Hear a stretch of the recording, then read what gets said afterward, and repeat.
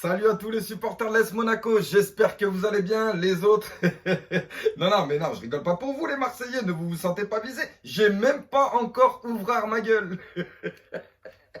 Non, trêve de plaisanterie, parce que là quand même, faut dire que c'est quand même quelque chose d'assez bizarre qui s'est passé. Et donc entre le Covid, entre les histoires de football qui s'arrêtent, entre toute la planète qui s'arrête, on ne savait pas trop donner de la tête. Alors, nous on est sur 3 matchs catastrophiques contre Brest, un partout, contre Dijon, un partout. Ouais, c'est Brest, je sais plus si c'est Brest-Dijon. Enfin, c'est de la merde, en tout cas, ce qu'on a fait. Mais voilà, on finit avec une défaite contre Nice. Magnifique, dans le derby. Avec le carton rouge en prime, bien entendu, pour Stefan Jovetic à la 86e minute. Et là, extinction des feux.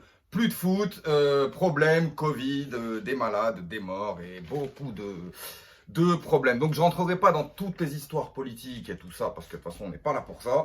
Professeur Raoult, machin, et les masques et le gel et tout ça, je ne rentrerai pas là-dedans. Je vais continuer à parler football, parce que de toute façon, c'est une chaîne de football. Alors, concernant le Covid-19 et le football, donc tout le monde a arrêté, c'est tout à fait normal, tout le monde a arrêté son championnat, afin de regarder un peu plus loin si on pouvait reprendre le championnat.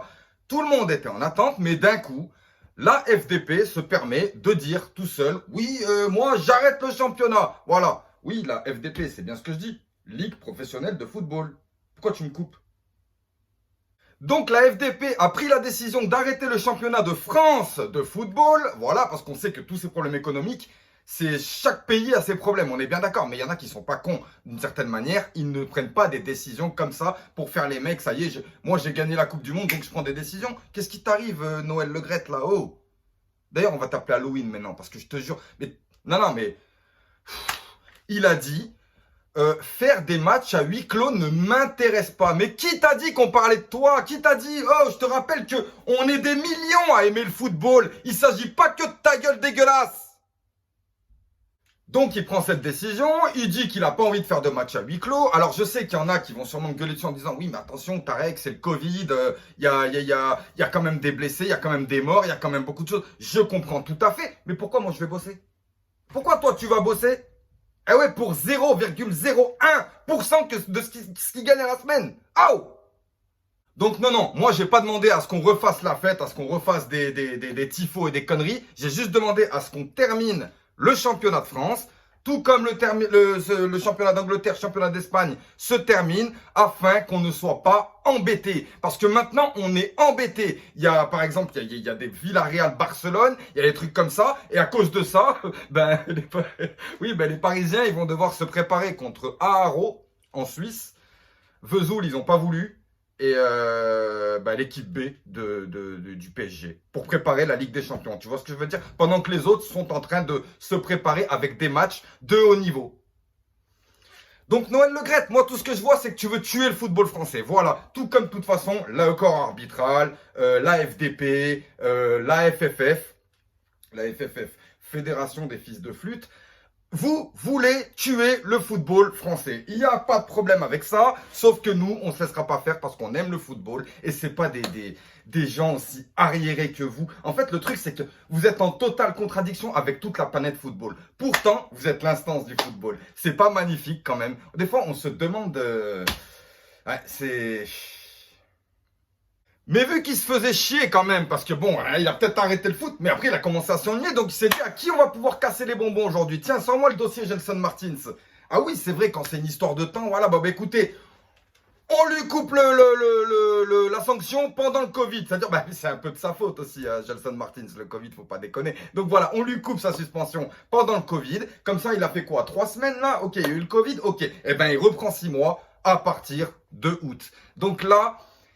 Déjà que c'était dégueulasse à la base, oui, on a tous nos désaccords par rapport à ça, mais moi, j'en ai absolument rien à cirer, je te le dis clairement, j'en ai rien à cirer. Le corps arbitral, voilà, je n'ai aucun amour pour eux et j'ai absolument rien pour eux parce que de toute façon, ils nous détestent et je les déteste et c'est comme ça et ce sera toujours comme ça. Maintenant, on sait qu'il va commencer à s'en prendre à Gelson Martins parce que le Knosef, ouais, Knosef, je ne les connaissais pas ceux-là, hein, mais franchement...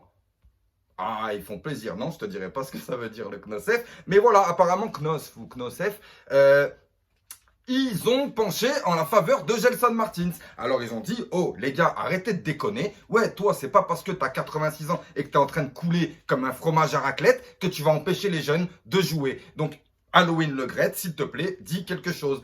Il a rien dit. La FFF a essayé de s'opposer, machin. Donc finalement, ils ont sorti un truc comme quoi ils le bloquent. Mais là, le CNOSEF, ils ont dit ça suffit. Gelson Martins jouera dès la première journée de championnat. Et ça, c'est une bonne nouvelle parce que enfin, il va pouvoir être libéré de tout ça. Parce que je pense que mentalement, ça doit pas être bon quand tu sais pas à quelle sauce tu vas être mangé lorsque tu recommences le championnat. Mais il sera bien là à l'ouverture du championnat. C'est comme ça. C'est plus Zoltan, c'est Gelson. Eh ouais, je m'en balance. Alors par contre, il y a un point sur lequel je suis d'accord avec Halloween Le Graët. Oui, parce qu'en fait, le souci, c'est que voilà, il a arrêté le championnat. Bon, c'est normal, ça fout la mort à tout le monde. Mais il y en a un, tout le monde le connaît, vous le connaissez, tout le monde le connaît. Jean-Michel Aulas. Non, mais non. En fait, lui, ce que j'aime bien, c'est que tu le détestes, tu le détestes, tu le détestes. Et ce qui fait qu'au bout d'un moment, tu es obligé de rire. Tu es obligé de rire. Tu sais, tu le regardes, tu dis, putain, mais il est fou. Et là, tu fais... Allez me chercher une médaille, on va lui donner, c'est pas possible. Alors, Jean-Michel Aulas, qu'est-ce qu'il a fait? Jean-Michel Aulas, il n'était pas d'accord. Il a dit, ah, non, non, non, on n'arrête pas le championnat, vous rigolez, je suis pas en Ligue des Champions, et les 50 millions. Et là, donc, ils lui ont dit, ah, attendez, écoute, il y a d'autres problèmes, il y a le Covid, il y a le machin, voilà. Il a dit, non, mais moi, je vais saisir la Ligue. Ensuite, une semaine après, il voulait saisir le FBI.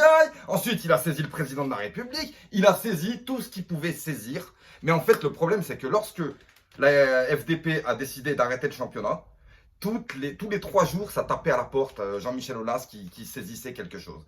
Au bout d'un moment, ils auraient peut-être pu revenir sur leur décision et relancer le championnat.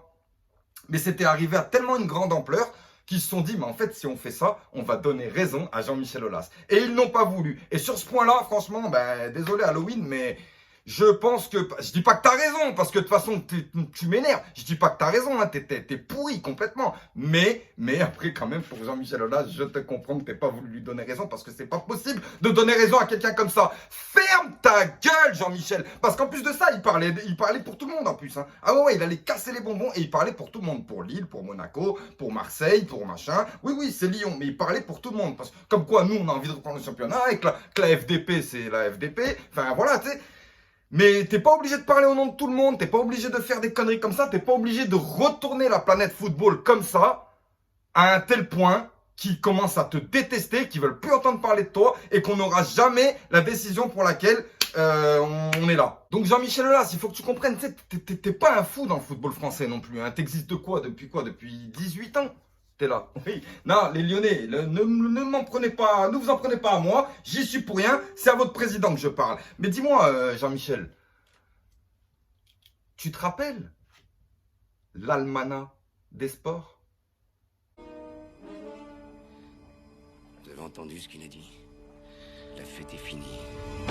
C'est bien ce que je dis, il apparaît pas dedans en fait, c'est ça le souci, c'est que tu vois, t'as beau regarder, regarde là, par exemple là j'ai toute l'histoire du football, il n'y a pas de l'OL parce que le premier titre c'est en 2002, t'es là depuis 18 ans, t'existes réellement en tant que grand club français depuis 18 ans, t'as fait un super record de 7 titres, mais arrête de te prendre pour un grand ponte du football français. T'en es un parce que t'es français, mais en tout cas arrête de te prendre pour un grand ponte parce que tu ne l'es pas. Jean-Michel. Et pour moi, je pense que même des Lyonnais vont me rejoindre là-dessus, tu es autant, comment dire, tu es autant responsable du succès de l'Olympique Lyonnais que de son déclin. Constamment, en fait. En fait, tu fais un équilibre qui fait que vous ne grimperez jamais et vous ne tomberez jamais. Tu vois le délire? Donc, ce serait bien que t'arrêtes, en fait. Donc tout ça, ça a créé de gros problèmes, hein, bien entendu. Ben, les salaires, alors les salaires, voilà, il y a eu des histoires, il y a des clubs qui ont demandé gentiment à leurs joueurs s'ils pouvaient baisser leur salaire par rapport au fait que on est dans une crise et qu'il n'y aura pas de rentrée d'argent. Grâce à Halloween Le Graët, il n'y aura pas de droit télé. Grâce à Halloween Le Graët, il n'y aura limite pas de mercato. Mais c'est pas grave. Ils ont demandé aux joueurs de baisser leur salaire et puis après, là, j'estime que ça te regarde. Toi, ça te regarde avec ton entreprise. Moi, ça me regarde avec mon entreprise. Eux, ça les regarde avec leur club. Va savoir ce qu'ils leur ont dit. Faut savoir, comme a dit Parisien 88 dans une vidéo, concernant Payet, en plus il défend un joueur marseillais, il dit que on n'a pas la même vie qu'eux. Toi, t'as quoi? T'as 300 € de frais fixes. Lui, il a 400 000 € de frais fixes. c'est pas pour le défendre, mais lorsqu'il a signé un contrat de 5 ans, on gueule toujours sur le joueur qui ne veut jamais honorer le contrat, mais après, il a le droit aussi de gueuler sur le club qui ne veut pas honorer son contrat. Mais les circonstances font que il aurait dû avoir un accord sur beaucoup de points, voilà. Nous, à Monaco, on a réussi à trouver un accord avec pas mal de joueurs, notamment avec Fabregas et Keita Baldé qui ont été comme ça. Ils ont aidé le club, ils ont aidé le personnel du club. Parce que ce qu'a pas compris Halloween Le Gret, c'est que après les 11 joueurs, les 15 avec les remplaçants, après les 15 joueurs, il y a au moins 200 personnes autour d'un club. Et c'est pas des gens qui touchent 400 000 € par mois, et c'est des gens qui ont besoin de vivre, tu comprends? Mais lui, il en a rien à foutre, il pense qu'à sa gueule. Il pense qu'à sa gueule, Halloween Le Gret. Donc Halloween Le Gret, il serait vraiment temps que tu lâches. Donc je tiens quand même à remercier la S Monaco et certains joueurs, dont Fabregas et Keita Baldé, qui ont fait quelque chose pour les personnes qui étaient en difficulté. Je sais que Monaco a hébergé pas mal de femmes en difficulté. Et ben, quand on n'a pas de foot et on n'a pas on n'a pas grand chose, on peut se réjouir avec de belles choses comme ça. Et ça fait toujours plaisir quand c'est ton club qui œuvre pour de belles choses. Ça fait plaisir parce que vous le savez les gars, Monaco ça a toujours été la classe.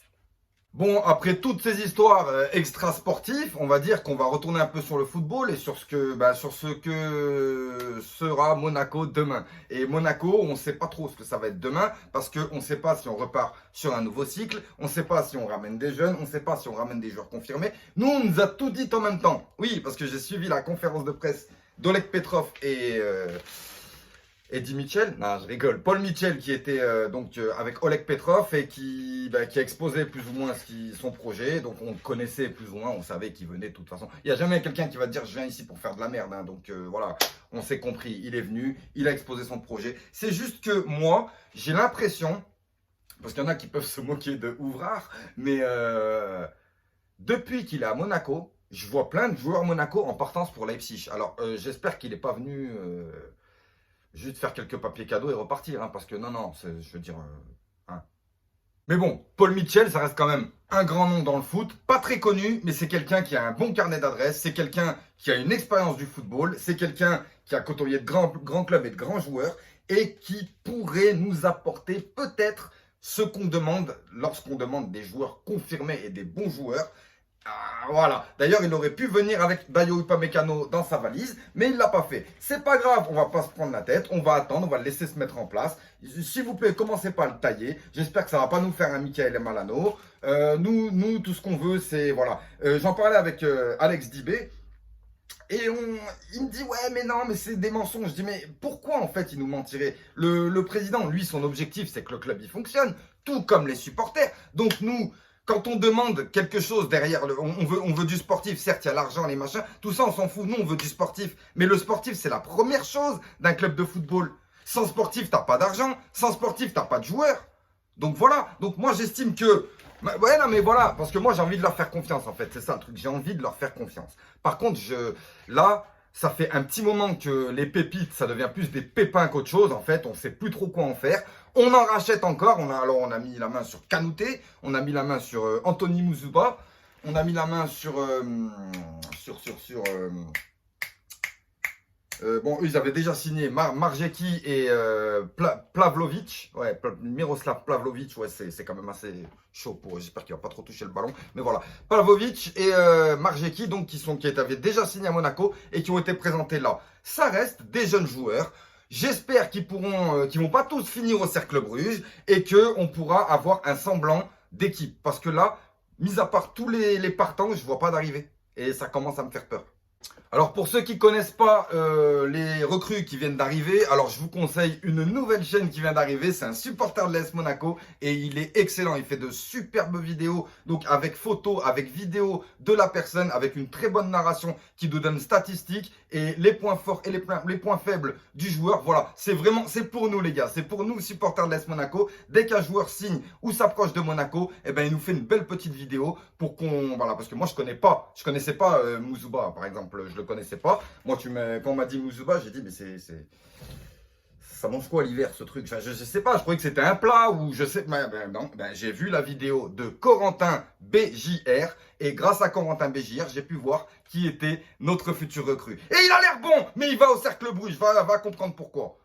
Donc rendez-vous sur la chaîne de Corentin BJR et cliquez, d'ailleurs abonnez-vous, tiens pour la peine, abonnez-vous et cliquez et regardez donc la vidéo de Musuba et de Marjeki et vous pourrez vous faire une petite idée de qui sont nos futurs recrues. Et vous avez le lien de la chaîne Corentin BJR, c'est une chaîne YouTube, il est également sur Facebook et sur Twitter et vous avez 2 vidéos qui vous attendent. Donc je vous suggère vraiment d'aller voir les vidéos de Corentin BJR. Franchement, c'est pas un gamin, il y a une narration parfaite, c'est énorme, c'est énorme. Je vous laisse découvrir tout ça. Sur ce, faut que j'y aille rapidement, j'ai un truc à faire, ouais, j'ai un truc à faire, mais je reviens, t'inquiète.